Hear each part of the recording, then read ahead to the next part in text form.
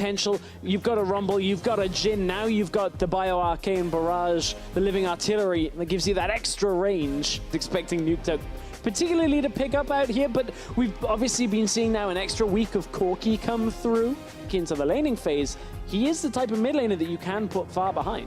Right. Of course, remember, Pridestalker picked up that Warwick. He passed on the Elise pick that was given over to him. We'll see if maybe that sets them a little farther behind on the side of the Roccat. But ends up in the lane. This is maybe 10 to 15 seconds earlier than you would normally expect. Exhaust, net, here we go. The tongue is on, and he's going to actually have to flash away, but he's rooted up. And Joko coming on in. Vander gets the eat on, and it looks like we're in for first blood.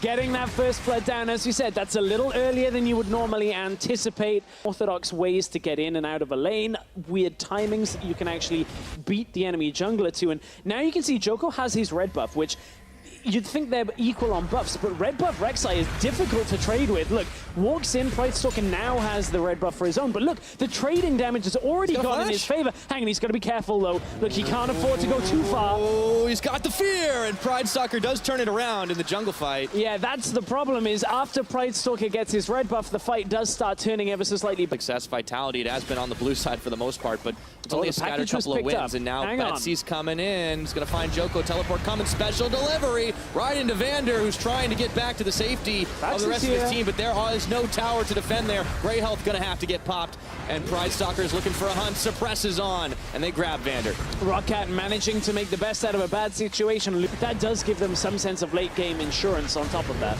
Ooh, looking for even more. He had a couple of shots with the Bio-Arcane Barrage in the Living Artillery, but in comes Foxy right now, and he's able to get a two-man stun off, buying time for Pridestalker to join.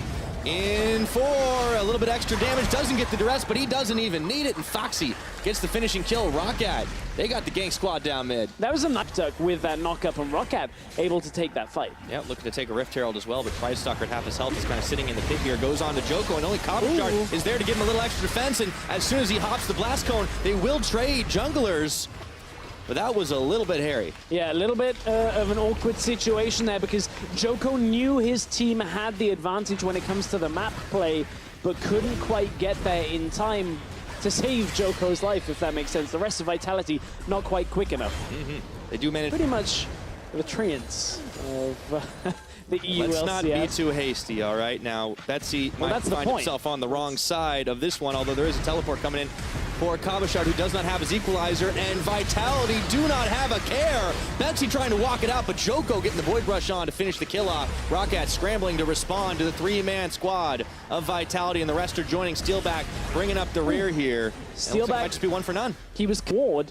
Suddenly Vitality maybe have this presence. Think about how quick their Baron clear is. You have a Cogmore, you have the Rumble, you have a lot of damage here that can actually shred this down. But look, Foxy from the flank, Vander's quite low. Cabochard was tanking the Baron for a second. Roccat may look to set this fight up. He hops over, and this time it's a little bit too early, and all of a sudden Vitality with the patience, they peel right off. They should be able to take down the Warwick. It's Pridestalker, and now there's no more smite available to counter. It's going to be going the way of Vitality. The curtain call has been opened. Jarnan takes one, dodges a second, dodges a third. The fourth is going to clip him, and Joko's right there to try and cut him off. He wants to get it all done, but Cabochard ends it with the kill. It's 2 for 0 after all is said and done for Vitality. And even that looks somewhat questionable.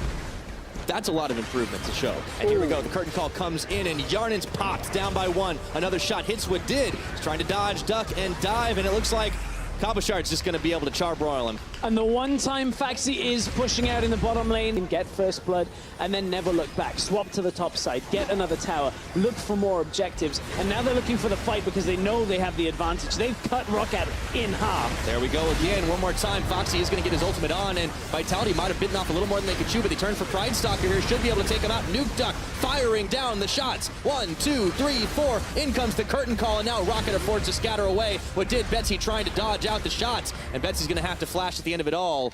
It is a 1 for none to start things off, but let's see what else they can do for round number 2. Nuke Duck dodging and diving, and Bio-Arcane barraging, and he's gonna be able to pick up a spree kill onto Foxy. Joko with a 2-man knockup on Burrow, and just like that, they nearly wipe Roccat off the map. That was a good turnaround in that team fight from Vitality. Nuke Duck clearly knowing the damage output here in these later game fights with the Cogmore. 3-1-4, easy as pie, and Vitality are looking to finish this one off with only Betsy left to try and defend. Pridestalker coming back into the last second. second, but Cabochard is getting the burn on, and now Pride Stalker's not going to last too long.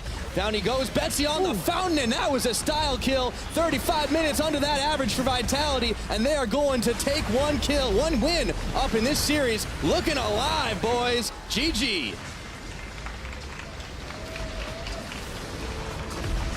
Certainly showing some strong vital signs at the end of that game. Anyway, with this Caitlyn.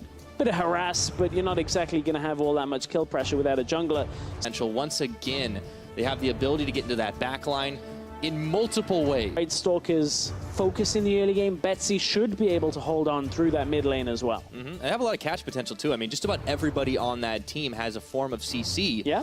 And that means that if anybody on Vitality isn't respecting their positioning, they could get caught out, but it was Roccat. There we go. I've said this before. I said this when Pride Stalker came up a little before.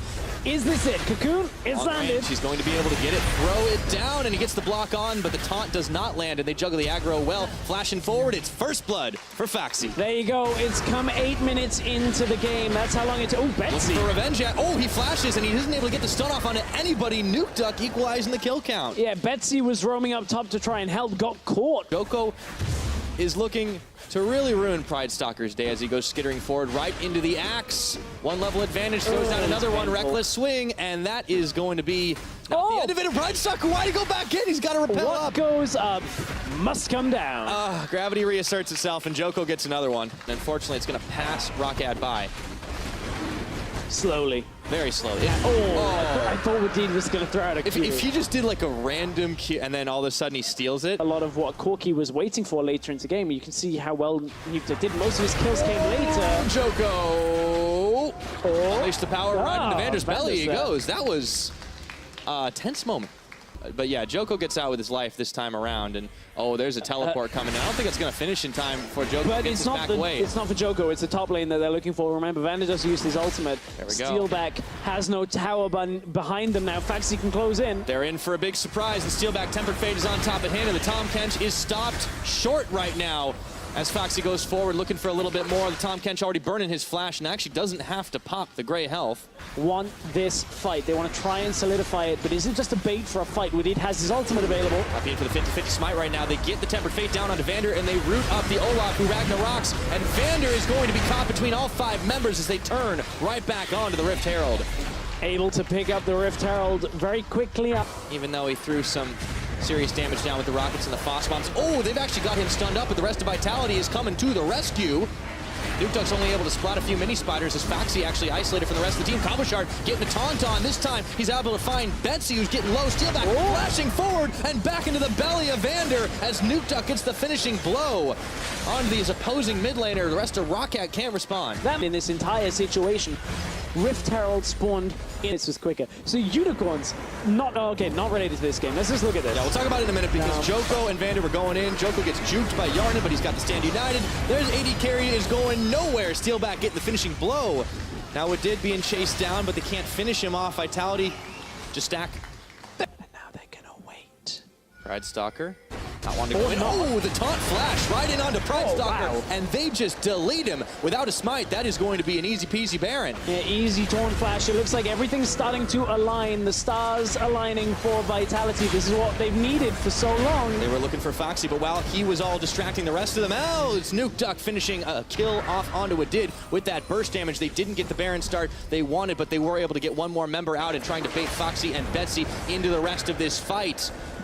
But they have been peeled off the Baron, and Yarnin's coming back. Close in the gold game right now. Roccat are looking to try and contest here. Pride Stalker waiting in the wings. He does have flash this time. And up the rappel. He's going to stick the bangs in, and there we go. Smite Stalker indeed. Now, is he going to be able to get out alive? I don't think so, but that is #worth. And he goes back up and comes back down, and Cabochard finishes him off. It is a 1-for-none on the back of the fight. It's only talking a lot.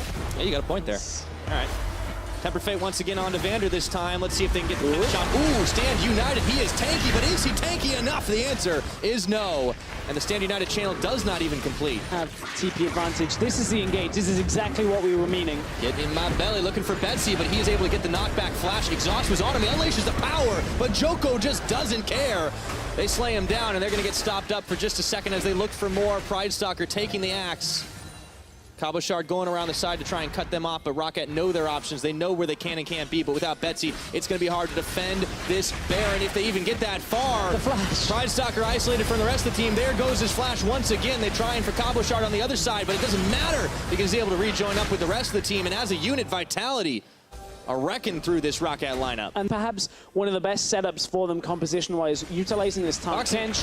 Faxi, not in the right place. Man, he needed to get out of the pit a lot earlier than that. So Cabochard and the rest of Vitality skin him for a pair of boots, and it's time to turn on to the Baron at 30 minutes. Easy setup for Vitality on that one. They use the Tom Kench because they're already building towards it. It's another Infernal Drake that is live, and Roccat still don't have their full lineup, but they do have low health Vitality. Ooh, I thought they had the burst, but how about that for turnaround? Nuketug with a 5th kill. And if there was any doubt in the minds of anybody that Vitality were going to be able to dish the return fire this series, it looks like that's going that way. And even though Pridestalker tried to come in for the smite, not going to happen. Vander does get rooted up for just a second, but he's able to spit Joko back out as Cabochard comes around the side, forcing the retreat from Roccat, and there is nothing these guys can do with Steelback finding the finishing blow. Torn gets another kill, everything goes their way. This fight live. Yeah, okay, Foxy, he went in. I don't think those numbers work out either. 1v4 usually doesn't, so another kill on the board for Vitality. They got 14 in this game before the Roccat have, and now they're inside the base. Roccat scrambling to mount a defense with Yarnant just coming off the fountain, and Hib gets busted. The end of the game. They just keep on chasing down Joko. He tried to find the finisher, but Vander is able to swallow him up anyways. Tempered Fate comes out, lands onto 3, but the inhib's still gonna fall, and Roccat are cowed. They have nothing they can do. The cooldowns. Kill. No real options for Betsy to output that damage. You can see Nuketug has the Infinity Edge alongside that rapid fire cannon after that Mortis. Now Vitality want to go again. The action doesn't stop. Joko's bringing Cabo to the party, and Nuketug is already going to blow up Betsy, looking for the top. Don't even matter about those towers because they're going deep sea diving all the way into Rockat's base once again.